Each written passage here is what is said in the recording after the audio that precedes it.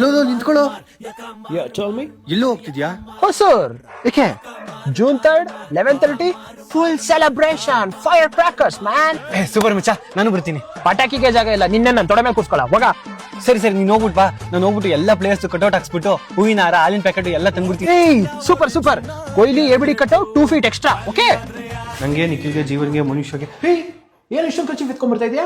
ಅದೇ ಕಣೋ, 3ನೇ ತಾರೀಕು ರಾತ್ರಿ 11:30ಗೆ RCBಗೆ IPL ಕಪ್ನ ಕೊಡ್ತಾರಲ್ಲ, ಆಗ ರಜತ್ ಪತಿದಾರು ಈಸ್ಕೊಬಿಟ್ಟು ಅಯ್ಯಯ್ಯೋ ಇದು ನನಗಲ್ಲ ಕೊಹ್ಲಿಗೆ ಸೇರ್ಬೇಕು ಅಂತ ಕೊಹ್ಲಿ ಕೈ ಕೊಟ್ಟು, ಕೊಹ್ಲಿ ಅಯ್ಯಯ್ಯೋ ಇದು ನನಗೂ ಅಲ್ಲ ಎಬಿಡಿಗೆ ಸೇರ್ಬೇಕು ಅಂತ ಕೊಟ್ಟು, ಎಬಿಡಿ ಅಯ್ಯಯ್ಯೋ ನನಗಲ್ಲ ಕ್ರಿಸ್ ಗೇಲ್ಗೆ ಸೇರ್ಬೇಕು ಅಂತ, ಕೊನೆಗೆ ಈ ಕಪ್ನ ಫ್ಯಾನ್ಸಿಗೆ ಡೆಡಿಕೇಟ್ ಮಾಡ್ತೀವಿ ಅಂತ ಎಲ್ಲರೂ ತಪ್ಕೊಂಡು ಹೇಳ್ಬೇಕಾದ್ರೆ ನಮ್ಮ ಕಣ್ಣಲ್ಲಿ ನೀರು ಬರಲ್ವೇನೋ, ಅದಕ್ಕೆ ಬೇಕಾಗುತ್ತೆ ಅಂತ ಖರ್ಚಿಗೆ ತರ್ತಾ ಇದ್ದೀನಿ.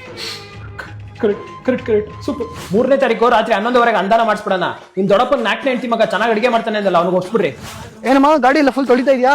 ಏಯ್ June 3rd 11:30 ರ್ಯಾಲಿ ಹೋಗ್ಬೇಕು. ಈ ಕಡೆ RCB ಫ್ಲಾಗ್, ಆ ಕಡೆ ಕರ್ನಾಟಕ ಫ್ಲಾಗ್ ಹಾಕೊಂಡು ಬೆಂಗಳೂರು ಫುಲ್ ಸುತ್ತಾಡ್ಬಿಡದೆ. ಸೂಪರ್.